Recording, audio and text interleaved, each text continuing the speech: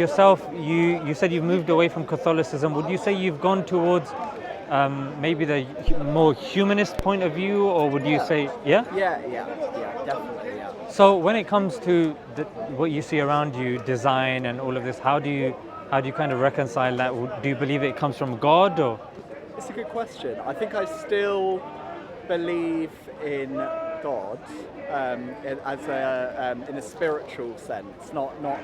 I mean, God's often personified, and we assign like sort of human characteristics to God. I still believe it in a spiritual sense. I do believe there is someone that I can pray to. Well, someone, again, I'm personifying God, but someone that I can pray to and get that spiritual connection with. But I think there's a lot of questions that I can't answer. I studied geology at university, which I found very interesting. I love geology. Yeah, looking back through time and a lot of cameras. Is it all right if I just clip this on? Yeah, that's fine. Yeah. That's absolutely fine. So it's actually very interesting. Well, you've mentioned 2 points, and I think they're really fascinating. The Unitarian point of view, I was actually reading yesterday about the Council of Nicaea, how there was an individual and the Unitarians were heavily kind of oppressed at the time of the Council of Nicaea, and they were kind of forced into hiding, as it were, and the numbers started diminishing. And then the other thing that you said is that the human kind of characteristics of God is something you have an issue with, which is something I definitely resonate with, especially as a Muslim. Okay. Like in chapter 112 of the Quran, it's literally like 3 lines, and it's our litmus test for God. And let me know what you think about this litmus test, and feel free to kind of bounce back off me and say, you know what, how do you explain that, or I don't really agree with that. So we say he is God the one.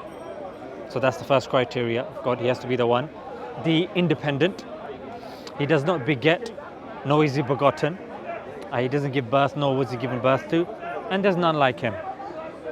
So that's our 4-pronged criteria of God. What do you think about that? I'll have to think into each one. So start with the first one. Yeah. What was that one? The one. He's one. The one. That is something I can get behind, because Unitarianism is actually about seeing God as one entity. So Catholicism is about the Father, Son, Holy Spirit. Yes. Unitarianism is very much simplifying that and actually saying God is one. So that's something I can get behind. Yeah. Okay. Yeah. God being independent, like he doesn't need to do anything. He doesn't need a child, doesn't need a father or a mother, or doesn't need to do something. So independent, like we, yeah. I would say, I mean, that to me is slightly different to what I grew up with, in the sense that I suppose as a Catholic you're always taught about being made in God's image and likeness. Yeah. So, and there's sort of, a lot of sort of explanations where it's sort of, we're very much part of God. Obviously Jesus being God incarnate as well, so it's very much sort of that link between God and man. So I feel like that's a stronger kind of connection that I'm used to anyway, when I'm thinking about God and humans. Right. Yeah. Well, what's your name? James. James. My name is Zishan. Yeah. Nice to meet you. So nice to meet you too. So James, let's put what you're used to and culture. Let's just put that on ice for a sec, and let's just logically go through and tell me what makes sense to you, what doesn't make sense to you. You're not going to be committing to anything. I'm not going to put you in a corner or anything. Just tell me what you're comfortable with. Tell me what you're not comfortable with. So just logically, we know we've both agreed that he's the one. Independent, does that make sense to you? God needing to be independent?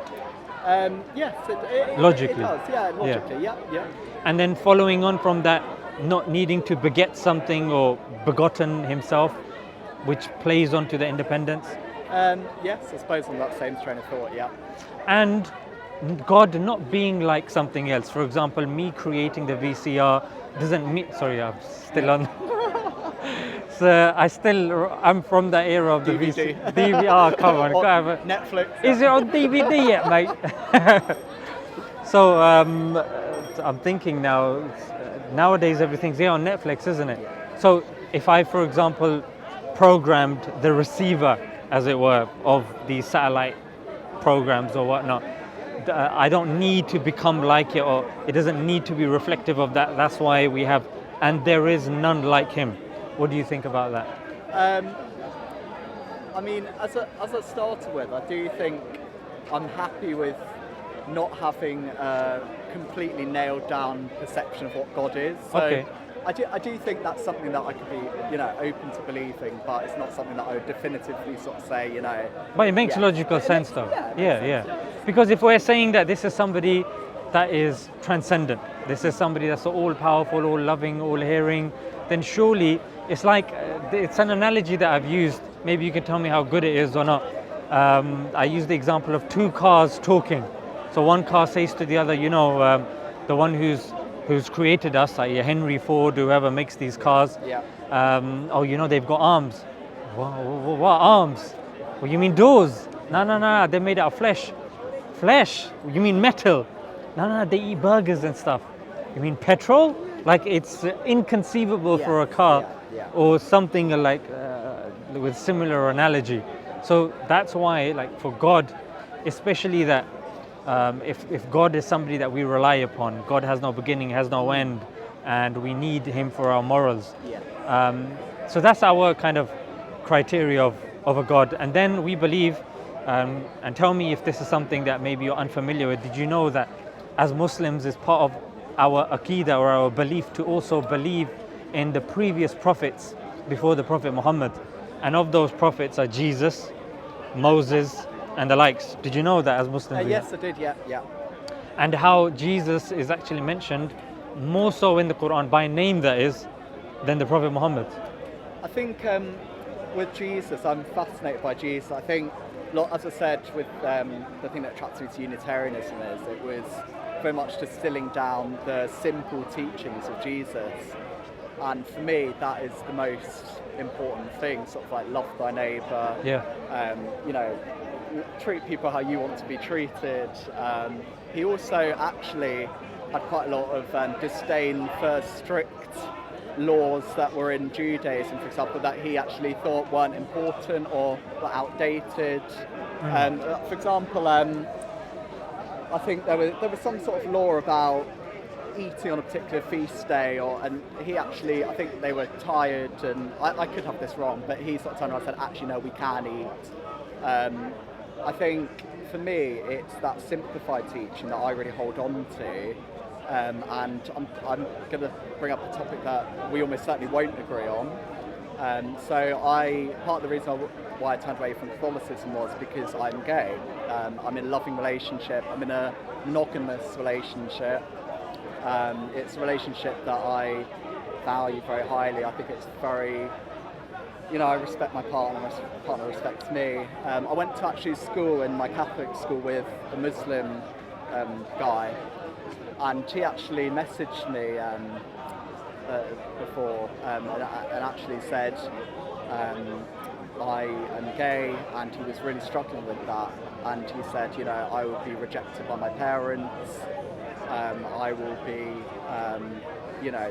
lose all my community, and it really upset me because I have been fortunate that I have been accepted by the community I'm in terms of Unitarianism. My family have come to accept who I am, and that is something that I do really struggle with Islam, because not that culturally I'd be so drawn to Islam. I know there's plenty of British people that are, and not being disrespectful of that. No.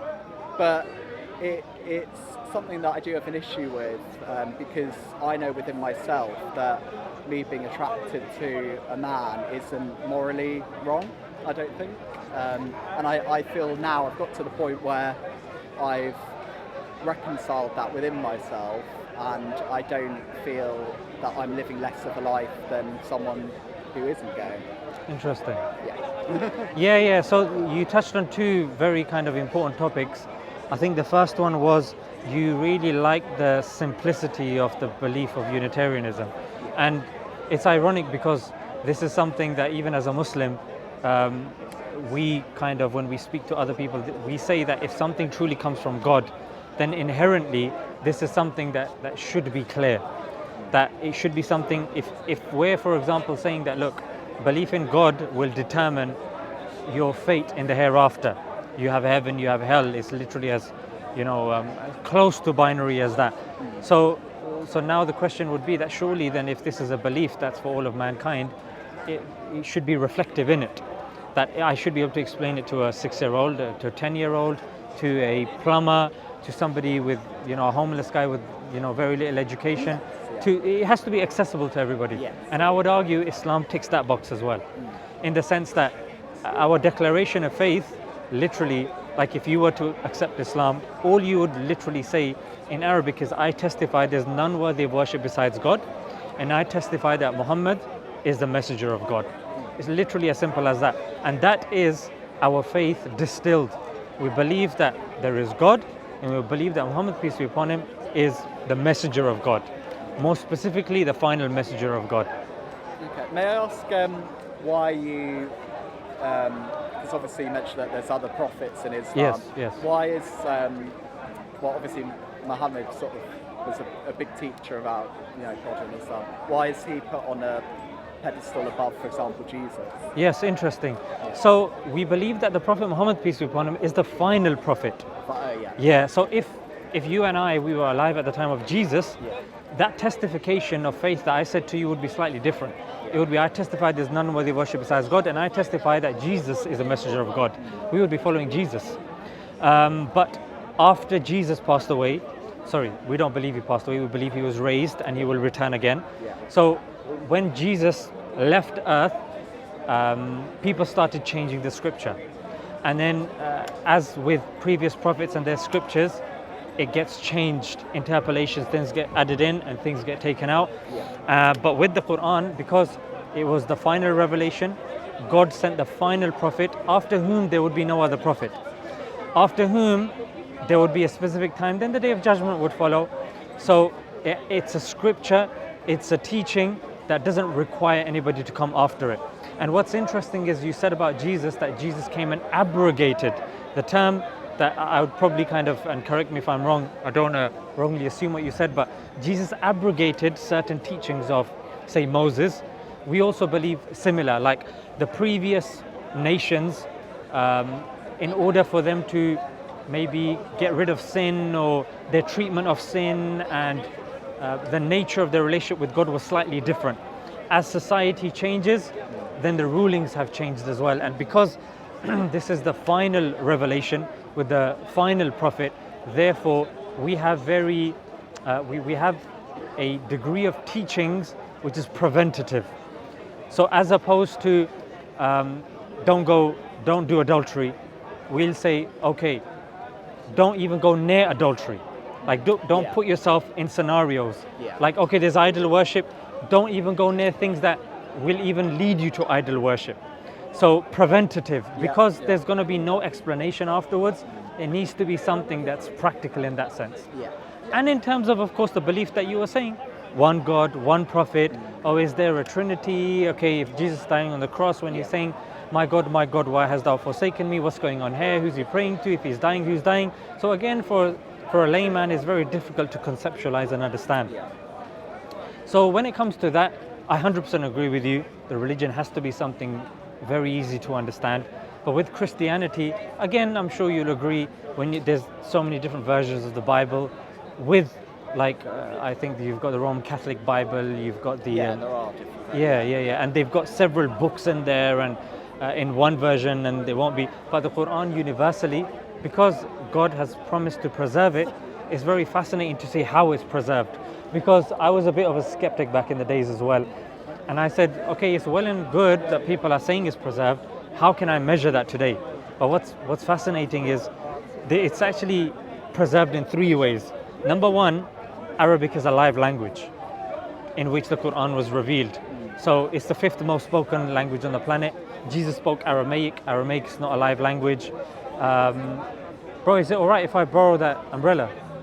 Is it all right? Because I see it's her eyes. Because sometimes, when we're talking and a person's really uncomfortable, you're like, you know what, when is this guy gonna? It's one of those ones. But yeah, so live language. Jesus spoke Aramaic. Aramaic's not a live language. Vedas, the books of the Hindus, they're in Sanskrit. Sanskrit is not a live language. the Old Testament in Hebrew. Hebrew is not a live language. So in terms of something being a book that is preserved, it has to have certain criteria, and language is important for accessibility. Like you said, certain people will say certain things about this and that. We need to be able to access it. Secondly, manuscripts, that we have manuscripts dating to the time of preservation. The Old and New Testament don't claim that, the Vedas don't claim that. And finally, and this is something that's interesting, it's cultural within Muslims to memorize the Quran from beginning to end from a small age. Like children as young as 6 have memorized it. Yearly, traditionally, we recite it in the Ramadan prayers from beginning to end, pretty much. So practically a person can understand, okay, this book has more likelihood of being preserved than say another book. Nice question. Sure. So if as you say, with the notion that, and I'm not, disagreeing or no, go ahead, yeah. With the notion that God is independent from humankind, do you think that putting emphasis on human, written words is not conducive with that belief? Because actually, it could be seen as dangerous to really, for example, with a 6-year-old, forcing them to learn a book that's written by another human, it might not be the pure distilled will of God if God's independent and not the human. Okay, interesting. So this question came to me when I was actually watching a documentary. It was to do with a documentary on Confucianism in China. And the reason why I'll give you this, because they are non-religious. They don't necessarily believe in a God. They're very secular in their kind of understanding. Some good teachings in that, actually. Of course. But when the same question was posed to this individual, because there's certain teachings of Confucius that kids have to memorize. Okay. Like amongst Muslims, it's the reasoning is simple. When that teacher was asked, why are you forcing the kids to memorize this when they don't understand it? And the reason that he gave was that this book will ultimately bring goodness to the kids that they fail to understand. So although they don't understand it now, there will come a time that they will not only understand it, they will have access to it. So that's the rationale behind it, that if we believe, of course, after the discussion of evidences and the likes, if a person is convinced that it is from God, and again, the evidences do have to be rational, philosophical, teleological, and we can bounce back and forth with that. Once you accept that it is a book from God, fulfills that criteria, then it's you wanting the best for your child. And then, I agree with you, if your child is incapable of doing that, and you're forcing the child, it's wrong. Yeah. However, in the Quran, we're told that the Quran has been made easy to understand. It's a book, whenever I discuss with a Christian, and I say, do you know of any Christians that has memorized the Bible from beginning to end? They say no, but it's a big book. So I say, well, that's another evidence in favor of Islam that the book is accessible for anybody to not only read, but to memorize as well. Okay. Would you say that, coming back to my previous point, that if a human has written a human has written all books, then it may not be the sort of distilled down version of the word of God. Obviously, you believe it is. But, would you say, for example, that some truth is more important than others? So, for example, I think that in the Bible, I know certainly there's some pretty harsh punishments for adultery for women, for example, and it's probably the same with the Quran. Would you say that certain truths are actually more useful for children to learn than others? 100%. For example, teaching a child about the electric chair living in let's just say in the United States is not going to be conducive to that child. For them, they need to understand the nature of law. They need to understand there are certain fundamental relationships, like you said, parents, neighbors, friends, how to function in society. Because as Islam, we put community above the self, and we put God above the community as well. So that's how Islam is different to, say, secularism, that puts the individual above, say, even community as well. Subjectivism. So I 100% agree with you. But does that community have to be a community that abides by Islam, or would you teach that child that actually Islam comes above even secular laws in a society? Look, the thing is, human being is a human being. And there's actually a book written by one of the muftis, who's like a senior scholar of Egypt, regarding non-Muslims in Muslim lands. And if you read that, you would have a very different understanding on what Sharia actually is, because the word Sharia has actually been weaponized. But me even speaking to you right now is Sharia. Me reading the Quran is Sharia. Me watering my peace lily at home because it removes 5 chemicals from my room is Sharia. These are all within Sharia.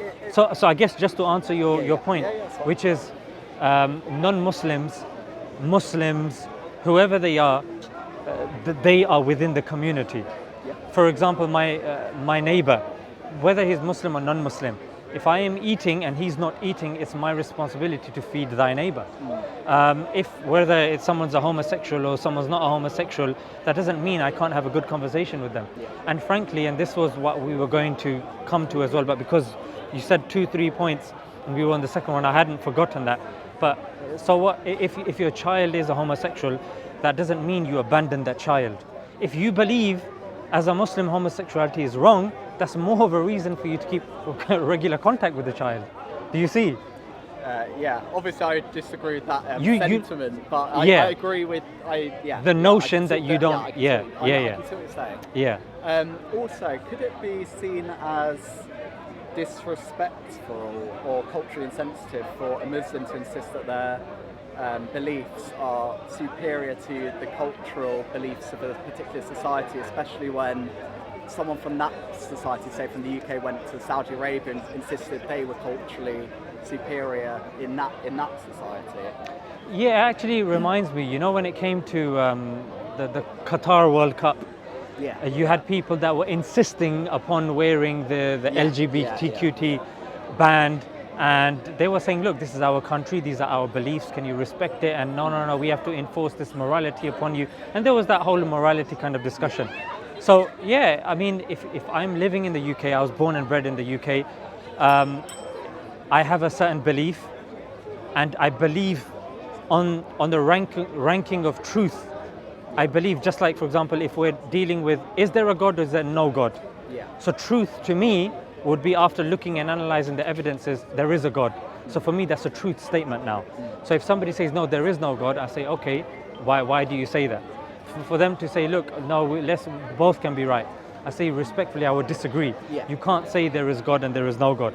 However, if the law of the land says that this is what's said, because I was a teacher quite a while, and Ofsted would come, Ofsted would have certain stipulations. Regardless of the fact that we were a faith school, LGBT had to be something that was there as literature, had to be something that was taught. That's the law of the land. That's what you do. Although certain Orthodox Jewish schools, they would get a good or concerning or whatever it is, they say, no, we're not going to tell you that it's okay or whatnot. With certain faith schools, this is the kind of thing that they're having. But the point is that if it's a law of the land, it's the law of the land. We don't start taking the law into our own hands and start doing X or Y.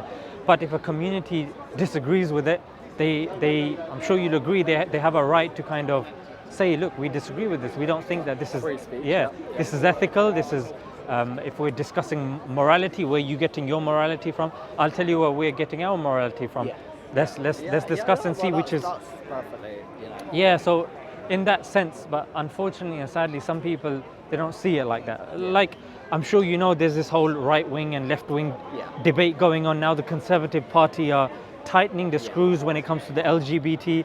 Before, when it came to, when I say the LGBT in the sense of sports participation of transition, that's a difficult subject. It is, but what I'm saying is that before, participation was kind of left open.